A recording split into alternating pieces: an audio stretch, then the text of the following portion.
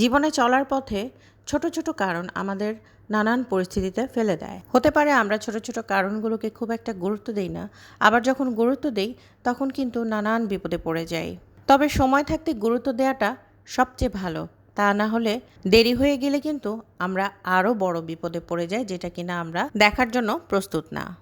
আসসালামু আলাইকুম, সুমনিজ blog page থেকে সুমনি বলছি। কাছে ও দূরের, দেশ এবং দেশের বাইরে যে যেখান থেকে আমার ভিডিওটি দেখছেন, আপনাদের সবাইকে জানাই অসংখ্য অসংখ্য ধন্যবাদ। আশা করি আপনারা সবাই ভালো আছেন। আমরাও আলহামদুলিল্লাহ ভালো আছি। সকালবেলা ঘুম থেকে উঠে খালি পেটে আমি এক গ্লাস পানি সবসময় খাই, যেটা কিনা আপনারা অনেক আগেও আমার আগের ভিডিওতে দেখেছিলেন। এটা আমার অভ্যাসে পরিণত হয়েছে এবং এটা কিন্তু শরীরের জন্য খুবই ভালো। এটা কিন্তু পেটের জন্য খুবই উপকারী। সকালে নাস্তাটা সেরে চলে এলাম আমি একটু বাইরের দিকে, যেটা আমি সবসময় করি, বাগানের কাছে চলে আসি। আর আজকে দেখি যে বাগান থেকে আমাকে কলা গাছ থেকে কলা পেড়ে এনে দিয়েছে। ভেবেছিলাম আপনাদেরকে দেখাবো এটা, কিন্তু সেটা আর দেখানো হলো না। দেখানোর আগে এটা পাড়া হয়ে গিয়েছে, হয়তো কিছুদিন পর এটা পেকে যাবে, তখন আমি আপনাদের সাথে আবার শেয়ার করব। আর আজকে বারান্দায় চোখ আটকে গেল আমার এই কর্নারের দিকে, যে কর্নারটা আমার এই ছোট্ট একটা গাছের গুঁড়ি আছে।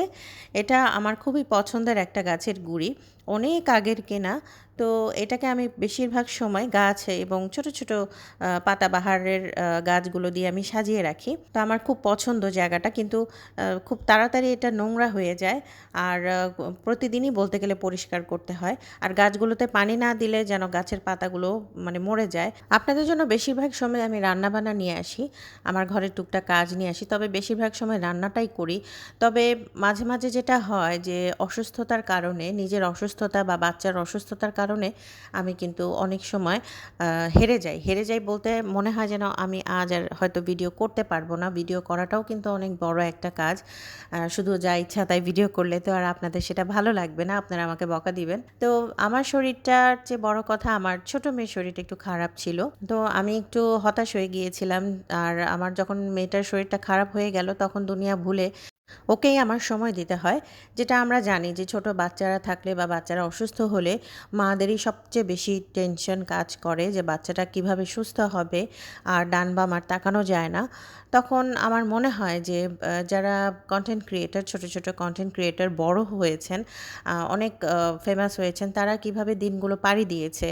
আর আমি তো ক্ষুদ্র একজন কন্টেন্ট ক্রিয়েটর। মাঝে মাঝে মনে হয় ছেড়ে দেই সব কিছু, আবার মনে হয় যে না, আরও একটু থাকি, আরও কিছুদিন থাকি, জানি না এর শেষ কবে। তবে আমি বলবো যে যত বড়ই কন্টেন্ট ক্রিয়েটর আমরা হই না কেন বা ছোট হই না কেন, আমাদের সবার আগে পরিবার, নিজের বাচ্চা, নিজের শরীর, তারপর হচ্ছে অন্য কিছু, অন্য কাজ। তা না হলে তো কোনো কিছুই করতে পারবো না।